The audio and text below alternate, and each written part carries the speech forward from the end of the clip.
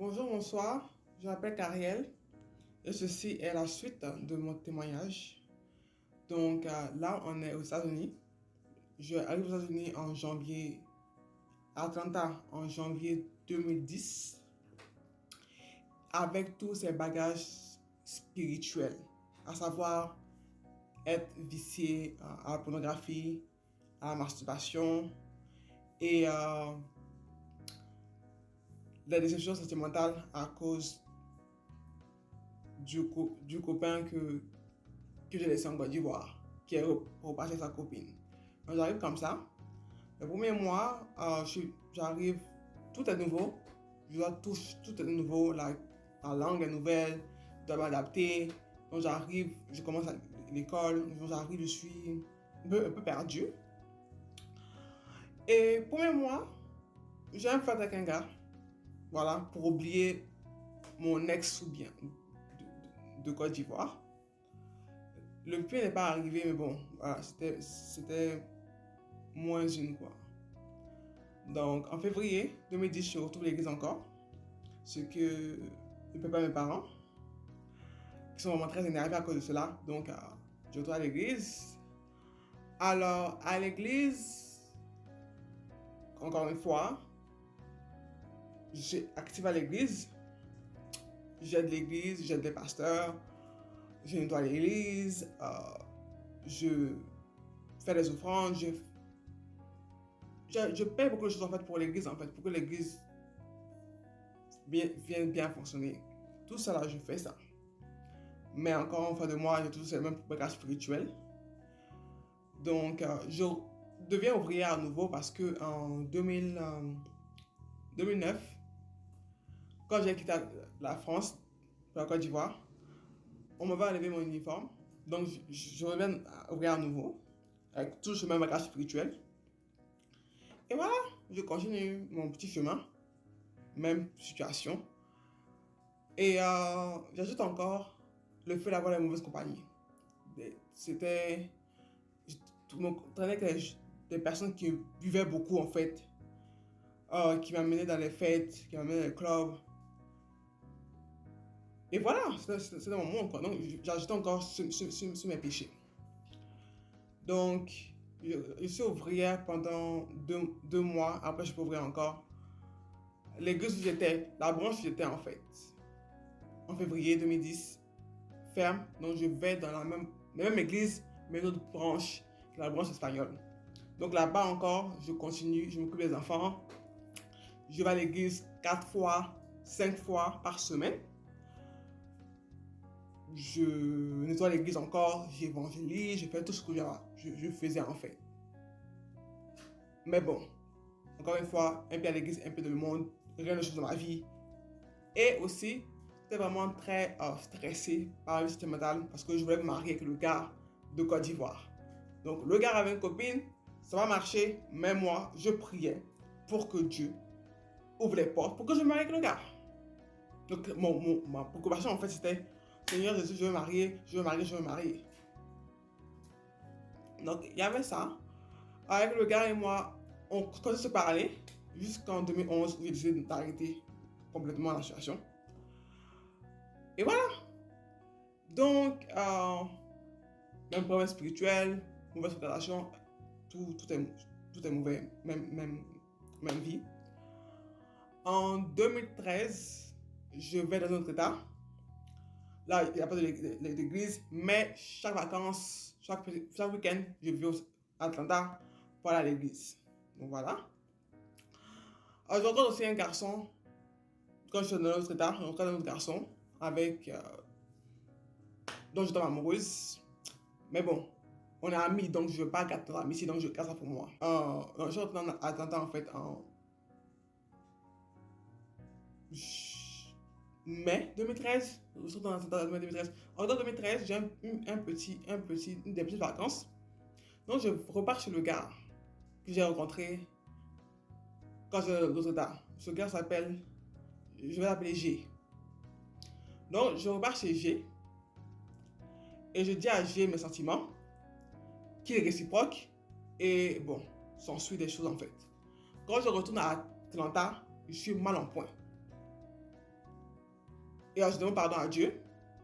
Mais bon, ça m'empêche de repartir encore. Et quand je repars une deuxième fois, c'est là que je vais ma virginité. Je repars à Atlanta et je parle à des gens qui sont vraiment femmes de la foi. Je leur parle, ils me donnent des conseils, ils me disent de me repentir, que Dieu te pardonne. Ok, donc j'ai des remords. Mais, je repars encore, et encore, et encore, et encore. À chaque fois, quand je vais à Atlanta, ma tête est pesée. J'ai des remords pendant 3 jours, et après, ça passe. La vie continue comme ça. Donc, moi et le gars, on a resté pendant 1 an. Après, on s'est séparés. Et le gars a rencontré quelqu'un d'autre. Il est marié maintenant. Donc, voilà. Après lui, j'ai d'autres flirts encore. Et après, maintenant, je vis... J'ai plus d'homme dans ma vie. Je reste tranquille. Après mon flirt, moi et John a commencé à marcher, à être vraiment très ensemble en fait. J'ai commencé à... Bon, je pensais avoir changé et avoir commencé à marcher avec Dieu et avoir vie avec Dieu en fait. Je pensais même avoir l'esprit de Dieu en moi en fait. Et voilà, je pensais que j'étais devenue une petite sainte, une vraie chrétienne. Alors, je me sens bien, moi Dieu ça va, ça marche bien et tout et tout et tout. J'ai fini mes études. Voilà. Bon, 2 mois, ça va. Alors, je fais mes études, je cherche du boulot. Je trouve du boulot dans une entreprise d'assurance de vie. Et là-bas, je tombe amoureuse de mon manager. Alors, mon manager, non seulement, il a 45 ans, père de 2 enfants qui avaient 15 ans et 18 ans à l'époque. Il est divorcé parce qu'il a trompé sa femme. Et non seulement ça, le manager a une copine dans la boîte. Voilà, une copine dans la boîte. Donc comment ça a commencé? Ça a commencé, on partait, on voyageait pour visiter en fait les différents clients. Et donc, dans la route, on flirtait, les petits sourires ici, les regards. Non, on était vraiment très proches en fait. Jusqu'à que mes souvenirs pour lui grandissent en fait. En novembre 2015, Thanksgiving, sa copine n'est pas là. Sa copine va au Texas et il me dit de passer avec lui le Thanksgiving chez sa nièce. Donc là-bas, notre relation devient encore plus close, plus étreinte en fait. Et voilà. Donc ça continue comme ça. On se voit en dehors du job. Ah, mais quand on est dans le job, en fait, on fait semblant. Mais dans le job, on se parle toujours. On va en sortie. On fait ce qu'on a fait dans la voiture. Et voilà quoi. Tout ça pendant que le gars est avec la fille. Et pendant que le gars même vit avec la fille. Donc j'étais comment dirais-je, la roue de secours en fait. Voilà. Parce que il y avait des problèmes, donc c'était la roue de secours. Le gars m'a dit que je vais pas laisser ma copine pour toi. Et que voilà, quoi, toi et moi, on s'amuse quoi. On passe le temps ensemble. Mais non. Malgré ça, j'étais avec lui. Comment dirais-je, on a passé, dans la première nuit qu'on a eu ensemble, en fait, on était en mission tous les deux. Donc voilà, c'était vraiment n'importe quoi. Et bon, il y a un moment où je décide d'arrêter la relation. Mais il me dit que non, que la fille ne veut plus de lui. Donc ils vont se séparer et qu'il va déménager de la maison. Mais il a besoin, comment dirais-je, il a besoin de ma sociale, de ma sécurité sociale pour pouvoir louer l'appartement parce que son crédit est très mauvais. Aux États-Unis, tout est fait à base de crédit en fait. Tu as un mauvais crédit, tu ne peux pas faire grand chose en fait. Donc, par appartement, il ne peut pas avoir un appartement. Donc, moi, par passion, et je me dis, bon, le gars maintenant est finalement libre pour moi, donc je veux le garder en fait. Donc, je vais lui donner ma sociale, là, comme ça, il va m'aimer beaucoup. Et, il va rester avec moi. Et on va vivre notre vie, notre amour, en fait, notre petit paradis. Donc, je prends l'appartement. Donc, je deviens la maison de maison, en fait. C'est moi qui nettoie la maison. Je nettoie ses habits. Je repasse, en fait, ses habits. Je clean la maison. Je prépare pour lui. Quand il revient du travail, la nourriture est prête, je le sers. Après, on fait ce qu'on a à faire. Donc voilà, c'est la femme de maison. Bon, je me disais que bon, je vais me comporter comme ça, le gars va m'aimer.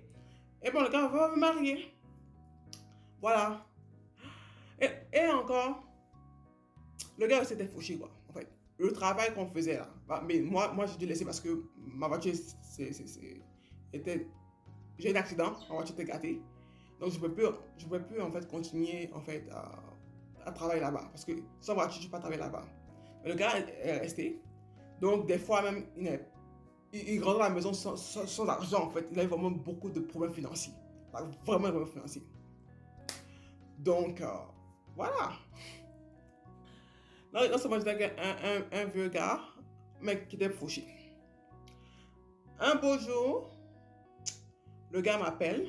Il me dit, bon, désolé, je pense que toi et moi, on va devoir arrêter en fait. Parce que je ne suis pas dans une bonne condition. Et puis bon, c'est quand tu m'as forcé la main en fait.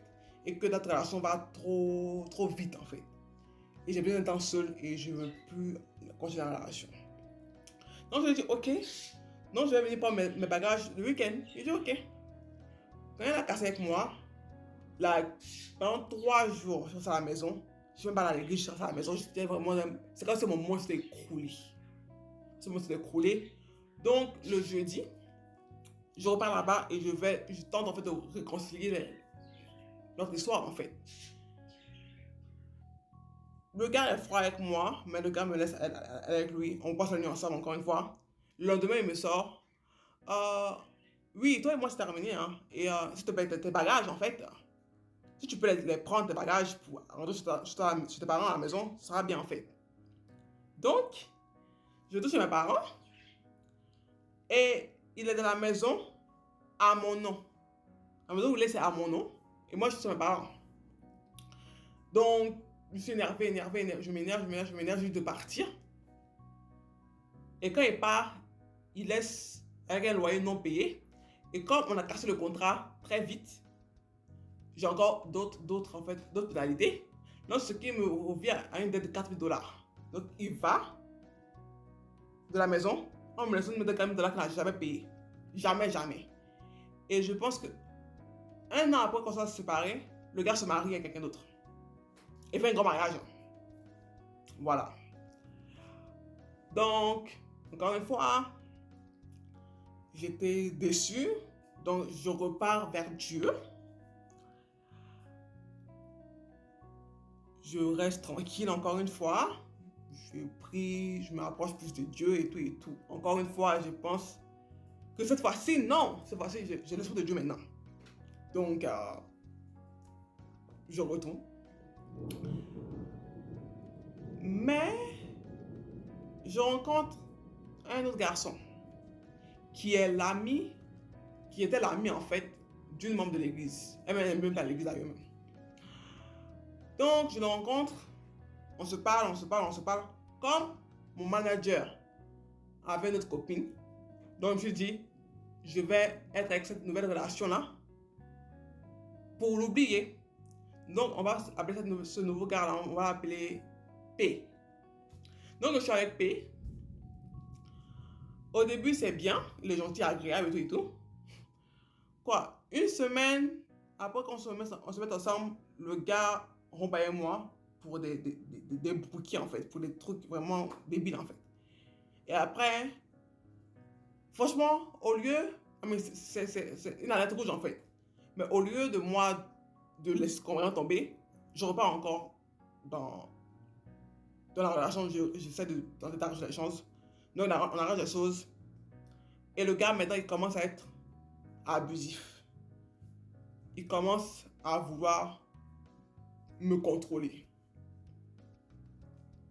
À vouloir me contrôler. Il ne voulait pas que je sois avec mes amis, même ma famille même. Il ne voulait pas que je sois avec eux. Il voulait que je sois seulement avec lui. Je suis à la maison. On vivait ensemble. On a vécu ensemble. On était... Le gars, des fois, il me donnait des traitements de silence. Le gars, c'est comme il veut, quand il veut. Quand c'est pas comme il veut, il se fâche. C'était vraiment une relation très très abusive. Je n'étais pas heureuse dans la relation. Et le gars, même, je ne l'aimais pas du tout en fait. J'étais avec lui parce que je voulais obliger mon manager. Donc, on a... En deux poteaux, on était ensemble pendant 5 mois. Pendant 5 mois, on a cassé 3 fois. Et aussi, la deuxième fois qu'on a cassé, c'est parce que j'avais promis de l'aider à payer sa scolarité, mais je ne l'ai pas fait parce que j'ai fait une fois dans l'église. Il n'a pas aimé. Donc, ça m'a énervé. Il dit, bon, prends des bagages, sors de la maison. Donc, je sors de la maison. Et 2 jours après, il me rappelle et il me dit, oui, je veux te parler, je suis désolé, je veux qu'on se mette ensemble. Et je le reprends. Je le reprends. Et cette fois-ci, je l'aide avec sa scolarité, $680. Après ça, il est de plus en plus pire en fait. Like, ça commence à devenir invivable en fait. Alors, ce qui a causé la séparation entre lui et moi, c'est qu'il m'a menacé de me frapper. Pour rien. Alors, qu'est-ce qui s'est passé? J'avais envoyé un message à un jeune de l'église qui était dans un autre état. Donc, je demande après sa maman sur Snapchat. Quand j'ai vu mon copain P venir, j'ai changé de page. Quand il est venu dans la voiture, il me dit, mais tu faisais quoi? Je dis, non, j'étais en train de parler avec le jeune de mon église. Et le gars commence à s'énerver. Le gars commence à m'insulter. Le gars commence à me dire que il avait prévu de me marier, mais on va faire 7 ans ensemble avec le mari. Que je suis comme ci, je suis comme ça. Commence à m'insulter, commence à dire beaucoup de choses. Donc, on était censé partir au lave-maton. On va au lave-maton, mais on n'est même pas descendu de la voiture. On repart à la maison. Il est énervé. J'essaie de le calmer, de le consoler, de le calmer. Le gars me sort. Si tu veux pas que je te frappe, ne me touche plus encore. Donc, après ça là, je me suis dit quoi? Il lui a dit, j'ai déjà vu la violence quand je regarde dans ma famille. Donc, je ne vais pas en fait attendre en fait que ça m'arrive aussi en fait. Donc, lui et moi là, c'est terminé. Donc, le lendemain, je prends mes bagages. Le gars me sort, ok, tu prends tes bagages là, ok? Toi et moi, c'est fini alors. Je dis, ok. Mais je lui ai dit, non, mais franchement, moi je t'apprécie beaucoup, mais je peux plus en fait. Je peux plus. Je peux plus. C'est invivable. Je dis, ok. Donc, le gars me dépose au travail. On est amis pendant quoi, quelques semaines. Et après, je termine complètement. Le gars aussi m'a jamais remboursé les $680 que je lui ai donné. Il m'a jamais remboursé. Quand je lui ai demandé, il me dit que oui, une fois il m'a déposé et au retour il a un ticket. Donc, comme il a payé un ticket de $1000, donc il ne peut pas me rembourser. Donc, jusqu'à présent, jamais remboursé. Donc, voilà. Donc, après cela, ça c'était en 2017. 2017, j'ai essayé de ne plus avoir d'homme dans ma vie. De finir avec les hommes complètement. Complètement. Donc, je me rebaptise encore. Là, maintenant, c'est la 5e ou 6e fois que je me rebaptise encore en 2017. Donc, je fais 1 an sans homme. 1 an sans homme, 1 an sans homme, 1 an sans drama. Je vis ma vie, je vais aller. Et aussi, ma mère et moi, tout le long de mon séjour en fait aux États-Unis, ma mère et moi, notre relation était vraiment très très mal. Même avec ma soeur, j'ai une petite soeur qui vit avec moi, je ne l'aimais pas. Mais je ne la considérais pas quoi. C'était pas. Je ne lui donnais pas d'amour, ni d'affection. Mais je la. Donc, dans sa tête, en fait, il n'y avait pas de grande soeur. Donc voilà, donc, ma mère et moi, on était chat et chien. Notre relation était vraiment très mal. J'ai un beau-père ici. Notre relation aussi était voilà quoi. Mi-fic, mi-gaisin. Donc voilà, fameux. Donc, je crois en 2018, début 2018, ma mère me chasse de la maison. Elle me dit qu'elle n'en peut plus de moi, elle en a marre de moi, que je n'obéis pas, je fais ce que je veux. Donc c'est mieux que je prenne mes bagages et que je m'en aille. Donc je sors de la maison. Donc voilà quoi. Mais bon, je n'ai pas de copains. Je suis amoureuse des gens ça et là, mais je décide de ne pas avoir de copains, donc je suis vraiment ferme c'est ferme. Bon, spirituellement, c'était so aussi. C'était mi-fic, mi-gaisin, ça n'allait pas non plus du tout en fait. Mais je pensais que bon, mon problème c'était les hommes. Donc maintenant que j'ai plus d'hommes, bon, moi et Dieu, on est cool quoi. Mais on n'est pas cool quoi. Mais bon. Donc, 2010 ça arrive, janvier, février, mars.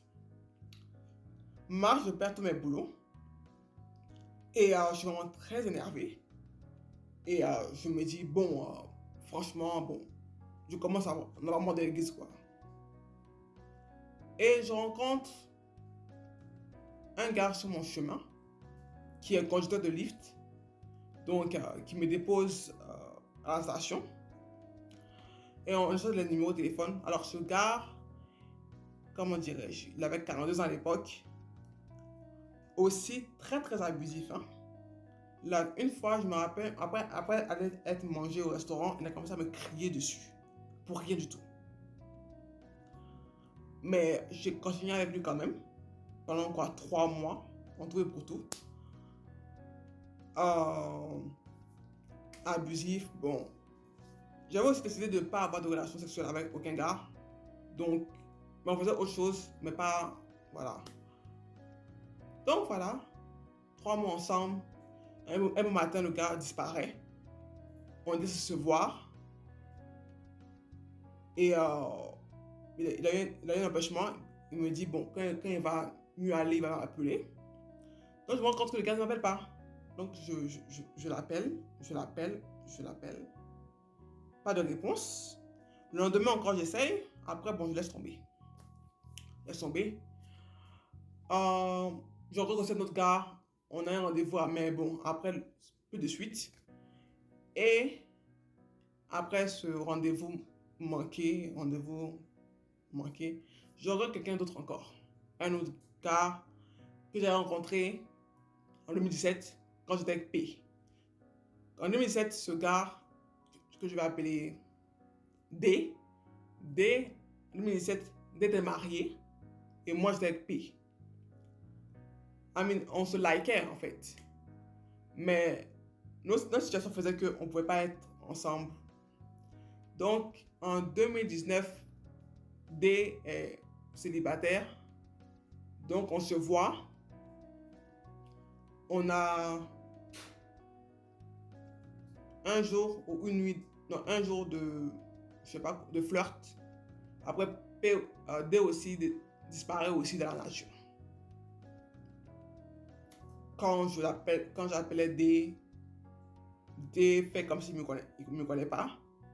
Après, il dit il va me rappeler, il ne m'appelle pas, donc je laisse D en paix.